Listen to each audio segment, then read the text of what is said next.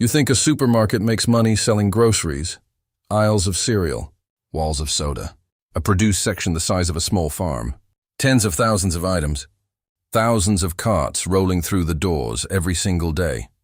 Surely a business moving that much volume, that consistently, is a cash machine. Here's the number that should stop you cold. The average grocery store keeps between 1% and 3% of every dollar that crosses the register as actual profit. Some years, industry-wide net margins have sat closer to 1.7%. Out of every $100 you spend on groceries this week, the store you bought it from keeps somewhere between 1 and 3 of those dollars. Everything else, rent, labor, spoilage, shipping, theft, the cost of the product itself, eats the rest. That's one of the thinnest margins in all of American business. Restaurants run better. Software companies laugh at that number. Even car dealerships, an industry famous for wafer-thin margins, often clear more. So why does Kroger, the country's largest traditional supermarket chain, keep describing itself less like a grocer and more like a media company? Why is the software running your local store's self-checkout quietly costing it more money than it saves? And why, in 2026, is the supermarket you shop at every week secretly betting its entire future on something that has almost nothing to do with food? Let's take it apart. Picture the spreadsheet nobody shows you. A supermarket generating $37 million a year in sales, a genuinely enormous number, might walk away with under $1 million in actual profit after every expense is paid run. The same math a restaurant owner or a software founder would recognize, and grocery retail looks almost irrational as a business to enter. Razor-thin margins, brutal price competition, a product that literally rots if you don't sell it fast enough, and yet supermarkets are everywhere. Nearly 63,000 of them across the country, employing millions, anchoring strip malls in every town in America. A business this unprofitable on paper shouldn't be this permanent. Something is keeping this industry alive that has nothing to do with the 1 to 3% everyone assumes is the whole story. Here's the obvious explanation. It's about volume. Sell enough units at scale, and even a tiny margin adds up to real money. That's the entire logic of a supermarket. Thin slices of a very, very large pie. That explanation holds up right up until you ask what happens when volume alone stops being enough. Fresh produce, meat and dairy, the products that get shoppers in the door every week, often carry margins as low as 10% to 15%, and that's before accounting for spoilage. A truck full of lettuce that doesn't sell in 3 days isn't inventory anymore. It's a loss, sitting in a dumpster behind the store. So the categories drawing the most foot traffic are simultaneously some of the least profitable things in the building. If those aisles were the whole business model, most supermarkets would be bleeding money on their busiest days. The next theory, fine, produce is a loss leader, but packaged goods make up for it. Cereal, snacks, soda, shelf-stable products with real markup, sold at scale. Here's the twist almost no shopper has ever considered. A meaningful share of what determines which cereal sits at your eye level isn't customer preference at all. It's a payment. Manufacturers pay grocery chains what the industry calls slotting fees, sometimes averaging around $1,500 per store per product, just to guarantee shelf placement. Introduce a line of 10 new products across a 1,000-store chain, and a manufacturer can owe the retailer millions before a single unit sells to an actual customer. Federal investigators have documented that many grocers earn more profit from simply agreeing to stock a product than they ever do from selling it to you. So, even inside the profitable packaged goods aisles, a chunk of the real money isn't coming from your wallet at checkout. It's coming from a manufacturer's marketing budget, paid months before you ever pushed a cart down that aisle. And if that's true, if suppliers are quietly bankrolling the shelves before customers even show up, what else is happening in this building that has nothing to do with groceries at all? Even the sale sticker you trust isn't always what it looks like. A chunk of what shoppers read as a retailer passing along savings is really a manufacturer-funded promotion, negotiated months in advance as part of the same slotting relationship, designed to look like generosity from the store, when the discount was never really the store's to give. Here's the part that should genuinely surprise you. Kroger says it directly. In its own annual filings, it's evolving into a more diverse business, one built on the traffic and data generated by its stores. Over 95% of Kroger transactions are now tied to a loyalty card, which means the company isn't just selling you groceries. It's building a longitudinal, item-by-item record of nearly everything you and 62 million other households buy year after year. That data became a business of its own.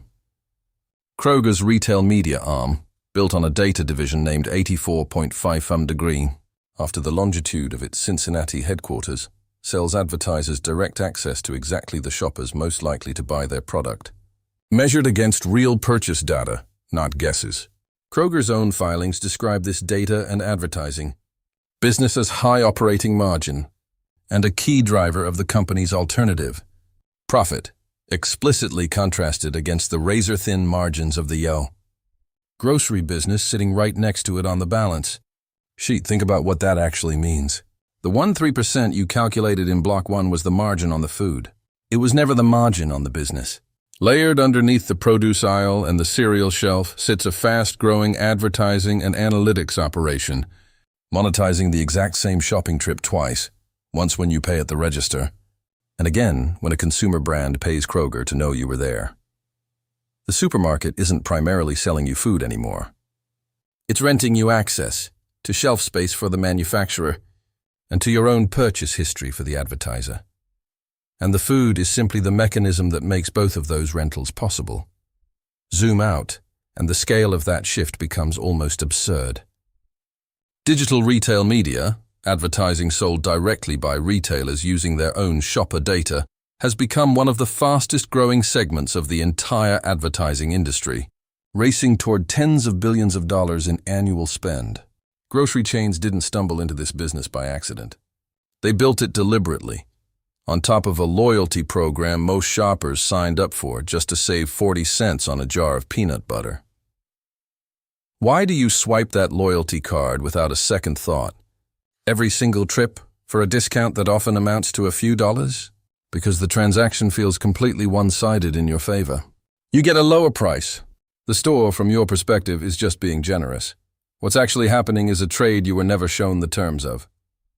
Every scan links that basket, the exact items, the exact prices, the exact day and time, to a permanent profile the store can sell access to, indefinitely, without ever handing over a cent of what it earns from that resale.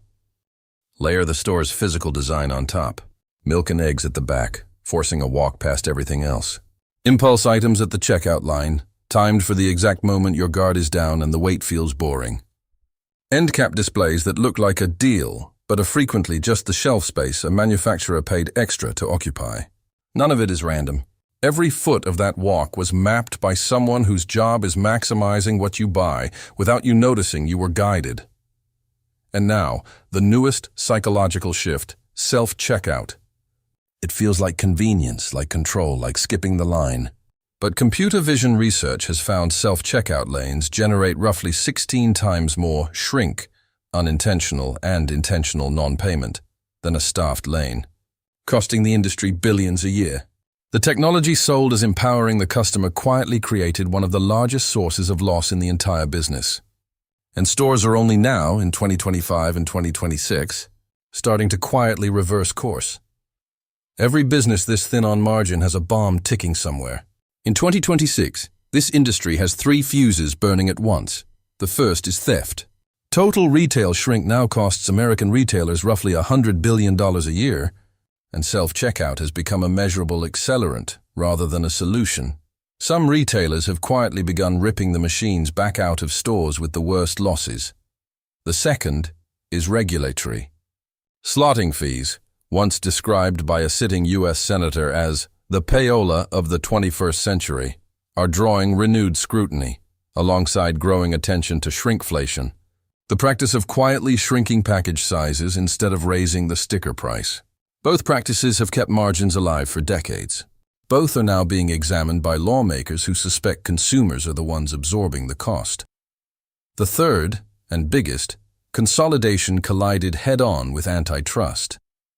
Kroger's proposed merger with Albertsons, a deal explicitly framed by both companies as necessary to build the retail media scale to compete with Amazon and Walmart, collapsed under regulatory opposition. Kroger responded by announcing plans to close 60 stores and aggressively cut costs elsewhere in the business. Here's the mechanism that ties all three together. The core grocery business is so thin on margin that it cannot easily absorb a shock. A wave of shrink, a blocked merger, a slotting fee lawsuit. Any one of these lands directly on a business with almost no cushion to begin with. The alternative profit businesses like retail, media were built specifically because the core business can't survive. Many more of these hits on its own. Put the shrink number next to the margin number and the danger becomes obvious. A store running a 2% net margin loses more to a single percentage point of extra shrink than it earns from an entire month of otherwise normal grocery sales. That's not a rounding error. That's the difference between a profitable quarter and a loss, decided almost entirely by how many items walk out the door at the self-checkout without being scanned. So where does this go? The chains best positioned for what's coming aren't necessarily the ones with the lowest prices. They're the ones that have built the strongest side businesses, retail media, pharmacy. Private label, fast enough to subsidize a grocery core that structurally cannot generate real profit on its own anymore.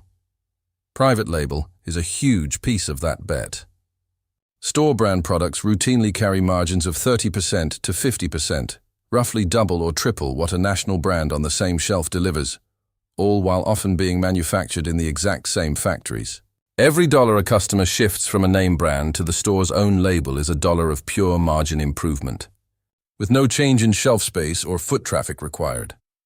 Meanwhile, e-commerce remains a genuine unsolved problem. Kroger reported $13 billion in digital sales in a single recent year, growing double digits, while executives openly describe the real challenge as making that channel profitable at all, not just growing it. Picking, packing, and delivering are $40. Grocery order to someone's door costs real money that a customer paying zero delivery fees rarely covers. Supermarkets that struggle hardest in the years ahead won't necessarily be the ones with the worst produce section. They'll be the ones that never built a second business fast enough to subsidize the first one. Picture two supermarkets, same size, same city, same year. Path 1. The traditional independent grocer relies almost entirely on food sales. Margins hover in that brutal 1 to 3% band. No loyalty-driven data business, no retail media arm, no meaningful private label program. A single bad season of shrink, a rent increase, or a regional wage hike is enough to turn a profitable year into a loss. Path 2. The data and media integrated chain. Same grocery aisles, same thin core margins, but layered underneath is a loyalty program tracking nearly every transaction. A retail media business selling that data to advertisers at high margin, and a private label program quietly capturing 30–50% margins on products customers increasingly can't tell apart from the name brand. When the grocery side has a rough quarter, the alternative profit businesses cushion the blow. Same shelves. Same 1–3% margin on the food itself. One business is entirely exposed to that number. The other has spent a decade building an entirely separate, far more profitable business hiding behind the cereal boxes. So go back to that cart, rolling past the produce, past the cereal aisle, up to the register. It was never really a grocery store. It's a business that figured out how to survive on a margin so thin it would sink almost any other industry, by quietly building an entirely separate, far more profitable company on top of the one you think you're shopping at. A slotting fee before the product hits the shelf. A loyalty card that turns your grocery list into an advertising product. A private label margin 2 to 3 times higher than the name brand sitting right beside it. The food is the traffic generator. Everything built on top of that traffic is the actual business. Next time you tap your loyalty card for a small discount and walk out with a full cart, remember what you actually just did. You didn't just buy groceries. You just got paid a few dollars to hand over a permanent, itemized record of exactly who you are. And the store that gave you that discount is about to sell it to someone else for a great deal more. The next time a headline says a grocery chain posted a quiet, boring quarter, look past the produce numbers before you believe it. The story of whether that company thrived or barely survived was never written in the lettuce. It was written in a data center, in a division most shoppers have never heard of, quietly turning your Tuesday night grocery run into someone else's advertising budget.